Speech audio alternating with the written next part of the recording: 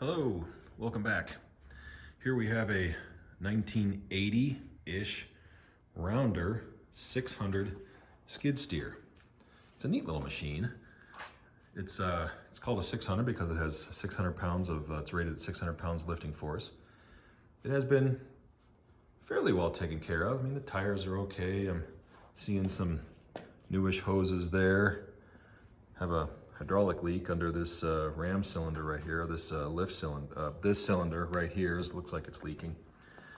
Have some creative maintenance practices in the past.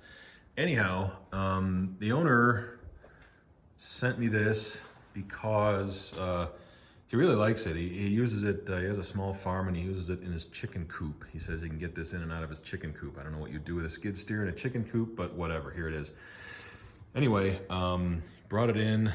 Well, actually, I went and got it because the engine was running rough. And come to find out that the engine is actually worse off than rough.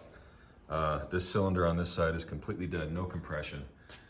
So it'll barely run on one cylinder if you talk to it just right. But that engine is done. It needs to come out. And here's the kind of bad news. That this is an Onan BF MS, I believe, engine. This is a opposed air-cooled engine that are no longer made. Onan hasn't made this engine in a long time. I don't know why they quit making it, but whatever, we cannot get this engine. So our option here is to kind of take our chances with eBay parts, or just see what we can do to make this engine work. Or the option that we decided to go with is to put in a new one. Yes, this is a Harbor Freight. This is a Predator. Predator, is that what they call these things? Yeah, Predator engine's a Vtwin, 22 horsepower. The other engine that was in there was a 16 horsepower. So this would be a bit of a horsepower jump. So a couple things we have to do to make this work. We're going to have to fabricate a base for the engine to sit on, because the height between the base and the PTO of this engine is about an inch lower than the Onan. So we're going to have to build a little platform for this engine, for the new engine to sit on, so that the shaft, the output shaft of the new engine matches the machine. It's kind of hard to see in there, but there's of course a tie wrap is in the way. You can see the output shaft there, and it goes into a hub, into a pulley, and then further inboard is a Lovejoy coupler, I believe. And I know that you can get Lovejoy couplers for different diameter shafts, and also pulley hubs for different diameter shafts. The output shaft on the Onan is 1 1/8, and the output shaft of this guy is 1. This shaft is also a little bit longer than the Onan, so there's that difference. So there's a couple differences between the Predator engine and the Onan. I think the biggest sort of challenge is going to be the exhaust, because over here on the Onan, you can see that the exhaust comes straight out of each cylinder, goes into this muffler and comes out this way. But this engine, this is how we're going to be, would be looking at it from the rear of the machine. The exhaust is going toward the driver. So that's no good. So what we're going to have to do is take the exhaust off, and I think if we fabricated some nice sharp bends, we may be able to reuse the muffler, or we may have to use a different muffler, or I don't know, we'll figure something out. We're definitely gonna have to get custom with the exhaust, but I'm pretty sure, I'm very sure that we could do something with that. The other issue is, I didn't notice this until I bought it, but see that notice there? Keep level. Don't run it beyond 15 degrees. So what that means, if you rotate this engine past 15 degrees, the oil in the bottom of it will slosh away from the pickup tube and it'll lose pressure. and that's not so good. It does have a pressure lubrication system. There is an oil filter and a cooler here. It also has, let me see if I can find it. This yellow wire right here is the level cutoff. So in other words, if the oil level drops, then that'll shut off the engine. What I want to do though is put in an oil pressure shutoff. If it loses pressure for more than a couple seconds, it shuts off the engine. And I think I can do that by putting, let's see, right. All right, welcome back. Had some technical difficulties moments ago. Anyway, I think that the oil pressure can be tapped right there to sense oil pressure, or we can put a filter adapter in here to sense the oil pressure. In any event, we do want to monitor the oil pressure, and we do want to make sure this engine shuts down if it ever drops. I think really the main thing I'm concerned about is loading the thing on and off the trailer. I think we move beyond 15 degrees in those few moments. I really don't think it's going to be a problem in their normal, day-to-day operation of this machine. He lives in a pretty flat place. Anyhow, so that's it. That's the motor we're going to use. That's the motor we're going to throw away. I'm probably going to have to cut that battery tray out, and who knows what else I'm going to have to do. First things first, that motor has to come out. Stay tuned. All right, funny little update. So this gives a better view of what everything looks like. There is a set screw in that pulley right there that I've got it soaked with penetrating fluid, and I got the set screw loose. So that's loose.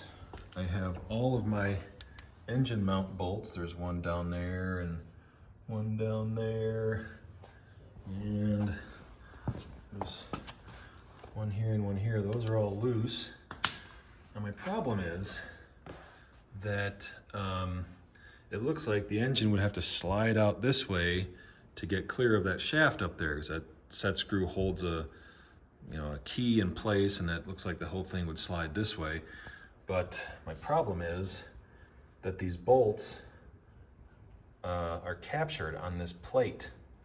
This bolt fell through, maybe that weld broke or whatever, but that bolt is captured, so I can't slide it my way. I may end up having to cut that bolt so I can slide the engine back. But that's where we're at the moment. I'm gonna see if I can find a manual online that might tell me a little bit more. Okay, so the engine is out. There it is. The coupler that goes on the output shaft is what's called a chain coupler. It has chain sprocket-like things that, they couple like that, and then there's this section of chain that kind of goes in. Oops, sorry. See if I'm having a dexterity issue. Has a section of chain that goes around, and they sit like that, and they allow for a little bit of movement, not quite that much, but a little bit of misalignment between the two shafts.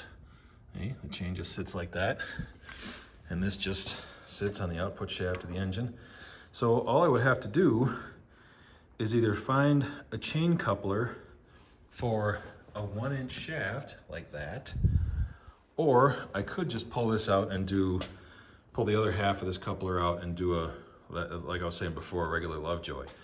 But yeah, other than that, that's really gonna be the biggest challenge. And let me confirm some suspicions. This is kind of a rough estimate here. So from base to the center of that shaft is about, looks like 6 3/4. From the base to the center of this one